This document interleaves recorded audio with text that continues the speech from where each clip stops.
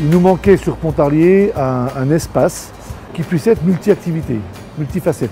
Et la halle, telle qu'on l'a conçue, ça reste un parking, comme c'était avant.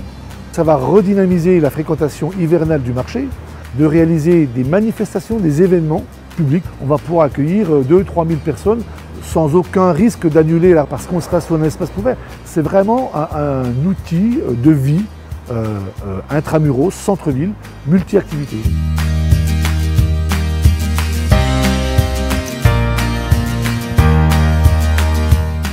On est sur une surface relativement importante, 1800 m², donc c'est une grande surface. Il faut gérer ces plans de toiture de façon à ce que architecturalement on ait un élément qui ne soit pas trop lourd. Une hauteur sous poutre d'accès à l'ensemble de la halle à 4,50 m minimum.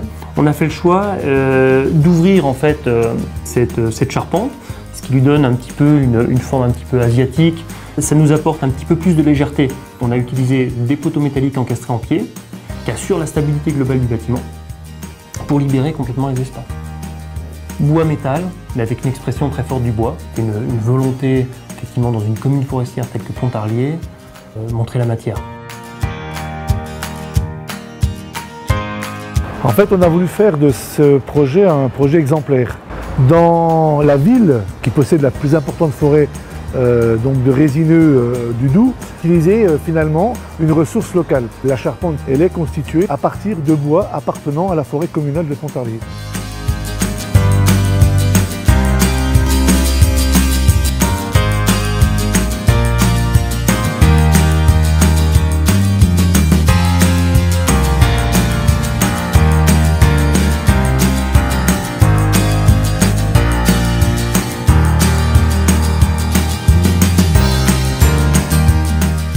Alors, ce qui est particulier sur la halle de Pontarlier, c'est qu'on a une poutre de faîtage qui porte sur 3 poteaux métalliques, sur 42 mètres de long, et avec des assemblages très performants, qui sont des assemblages Resix non visibles, comme si le bois était soudé. Après, vous avez des arbalétriers effectivement, qui vont venir sur cette poutre treillis. Tous ces assemblages métalliques ne polluent pas en fait, la beauté de la structure, l'expression de la structure bois.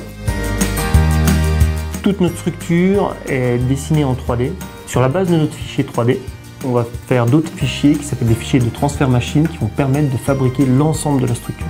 La précision, c'est le millimètre. Après, c'est le travail du charpentier. Le charpentier, quand vous montez un bâtiment comme ça, c'est un métier. Moi, je suis tout simplement fier pour ceux qui ont réalisé cet édifice. Je ne pense pas qu'on réalise ce type d'ouvrage tous les jours.